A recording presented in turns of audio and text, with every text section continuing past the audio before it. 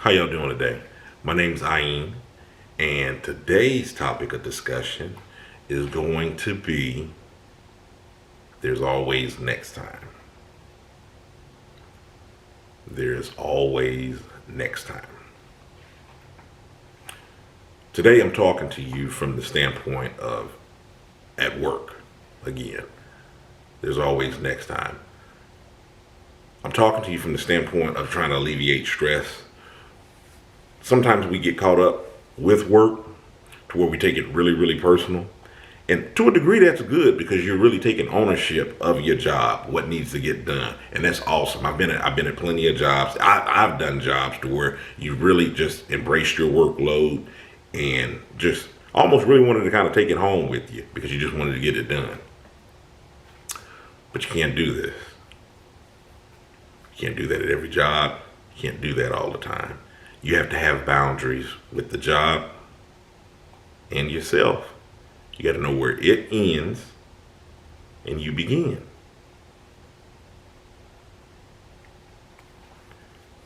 When you take that approach that just gotta do it, gotta get it done. This is just so you just take it so personal. You're biting off more than you could chew. Something that I've referenced in other videos. You're making concerns that aren't yours.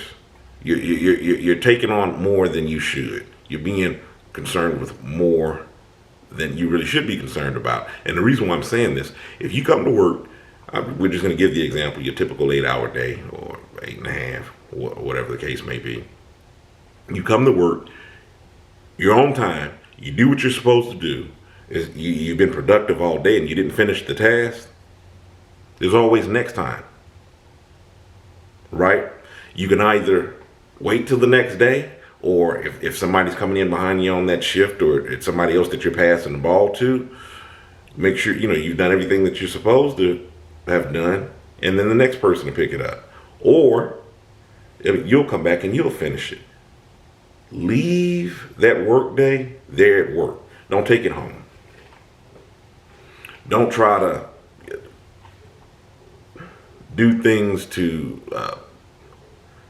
outside of what you really should be doing to get that job done. I'm giving you an example. I've mentioned this before. It was a co-worker on a job when I was working at a call center.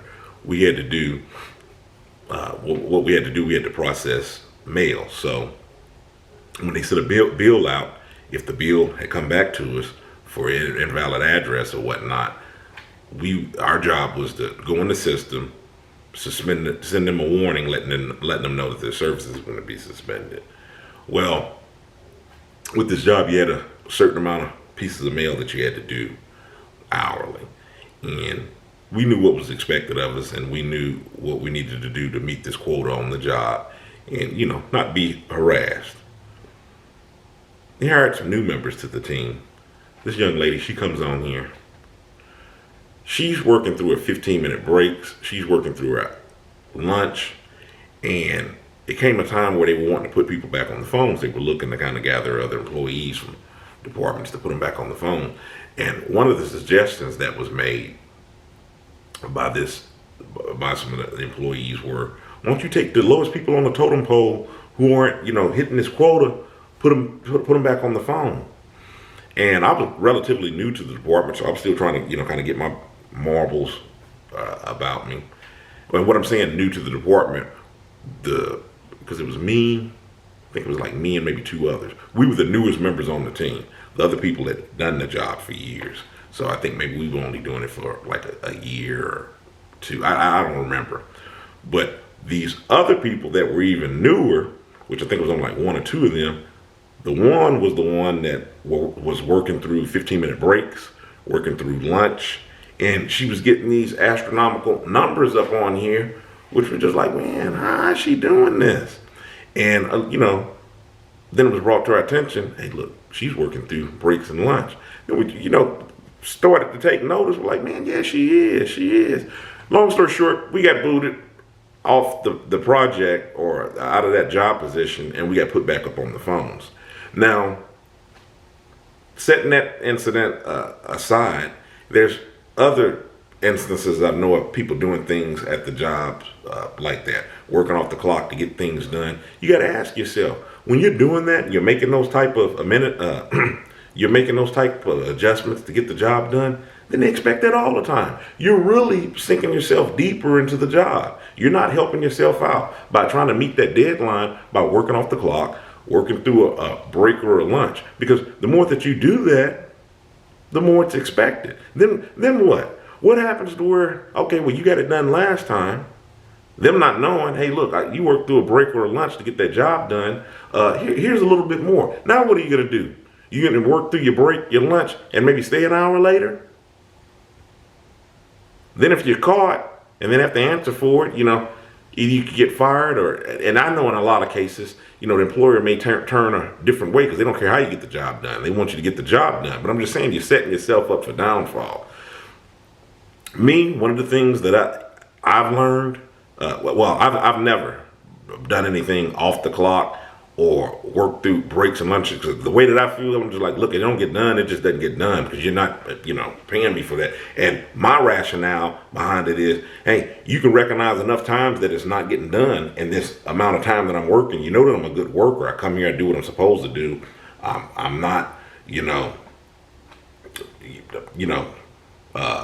wasting my time away on the clock. I'm doing what I'm supposed to do. Maybe either I need some help or maybe it's a little bit too much work. I've had employers where they've come and kind of, lightweight stood over your shoulder to see, man, let me see what they're doing, how they're doing, and just tried to sporadically check in on you. And it's just like, okay, how many times are you going to do that in a day and see that, hey, I'm working each time, hey, the job's not getting done. Well, how are these other people doing it? Surely you're not that dim to not think, well, maybe they're doing some shortcuts, or maybe the quality of work that they're doing is not up to par. That's another thing too. I've seen, that get done to where the person can get it done in the 8-hour period, but they're shortcutting it.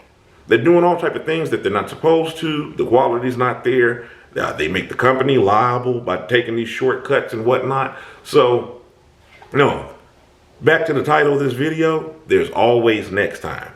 There's always next time. A lot of times we wrap ourselves up in this fear so much. Oh, I could lose the job if not. You doing these shortcuts, you doing these working through breaks or lunches, anything to get the job done. What are you going to think this is going to do down the road? Sometimes we're so short-sighted that we can't see beyond what we're going through in this instance. And we think the ends justify the means. I'll go ahead and do what I'm not supposed to, or I'll go ahead and take this home and do this work even though this is something I'm not supposed to do off the clock, or I'll do because it's got to be done. We let fear rule us in those matters, when sometimes, hey, it is what it is. And yeah, I've had matches, I've had discussions too where it's just, this person is getting it done. Yeah. Is their quality of work up to mine? Yeah, you didn't have anything to say for that, did you? Right?